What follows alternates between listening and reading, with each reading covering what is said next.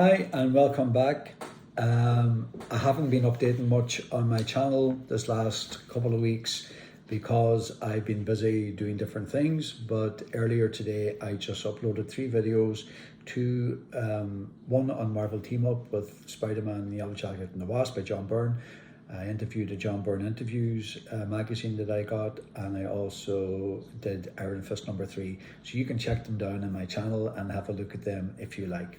But I'm really responding today to a request by one of my 15 followers on this channel, and the viewer had asked me if I would just give a top couple of favorite comics that I have in my collection. So I'm going to do that today. And the first one I'm going to start off with is the King Size Annual Avengers number 6. And look at that cover. Of course, this is by the legendary George Perez, and there is so much going on in this cover. So this was published in 1976, and I was like 5 or 6 years old at that time, and I wanted a copy of this comic so much because I kept on seeing it being advertised in other comics, but I could never find it because it was difficult to find comics back in the day. So I eventually got my hands on this one, and it's a beautiful comic that's over 40 years old now at this stage. It must be coming up to be nearly 50, and it's part of George Perez's first run on the Avengers, and it's just early George Perez artwork that would go on and just develop and become just better and better with each issue. And I think his first run on the Avengers is probably the best run that the Avengers have ever had, in my estimate anyway. So you can see that there's the Beast, and there's just a lot going on in this giant size annual. But I'd recommend any of you who haven't to have a look at this. It is a fantastic comic to have, and it's just the kind of legendary core members of the Avengers that we know, like Iron Man, the Vision, Scarlet Witch, Wonder Man, Beast. Like these were the stalwarts of the time, and they've really delivered. And it would go on then to become like a really fantastic team. And I forgot the Wasp and Yellow Jacket and Captain America. They were also in that team. So that's the first one. It's George Perez's King Size Annual number 6. Definitely give it a look. Fantastic. What a great comic. Second comic that's probably one of my favorites is Fantastic Four 265. And this is the one in which She-Hulk joins the Fantastic Four. And this is just another great comic. I don't need to tell you about this comic or about She-Hulk's tenure in the Fantastic Four, because it was just like,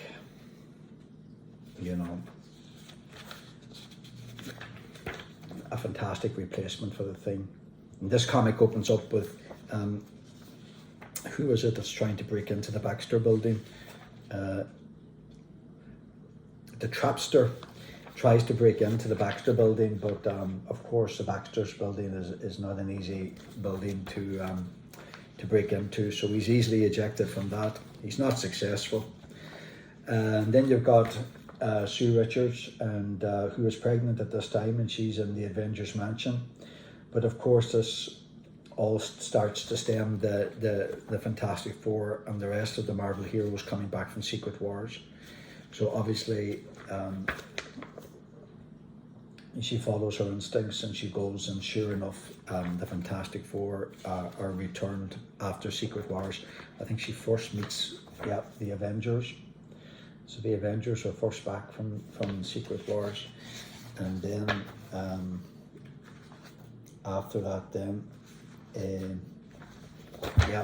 there they are, all back in their glory, and with She-Hulk this time. So this was the start of, I think, one of the strongest runs that the Fantastic Four have ever had. and I think that John Byrne just really delivered when it came to including her in the roster. So the artwork is fantastic, a great story, and yeah, look, there it is, the advertisement itself for Secret Wars, so which was just beginning to kick off. And there's She-Hulk again. So this is a really favourite of mine, and a fantastic, no pun intended, comic, which I think that if you haven't got your hands on it, you should do. And my final comic that I'm sure I'm trying to shorten down my videos a bit because I talk a lot and talk a lot of rubbish, I think. But the third comic that I'm going to give you is a George Perez, and it's The Crisis in Infinite Earths number 11. And this is just, you know yourself, this is the crisis that begins all crises. And it was a fantastic 12-part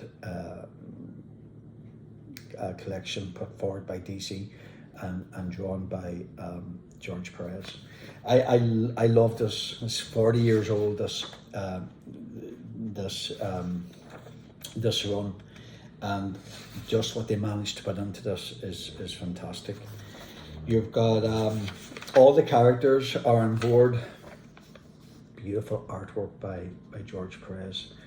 Superman, and then elderly Superman, if I can call him that, and all the other characters are in it. Let's see who else. All the different Flashes, the Void. I mean, if you don't have or you haven't read this run, you really do yourself a favour and definitely pick it up and look at it. And then you've got just so many characters. You know, the Huntress and Robin talking about their displacement in the world. And just a lovely comic to have, with superb artwork by the genius Perez. Sorely missed. 40 years old, still fresh.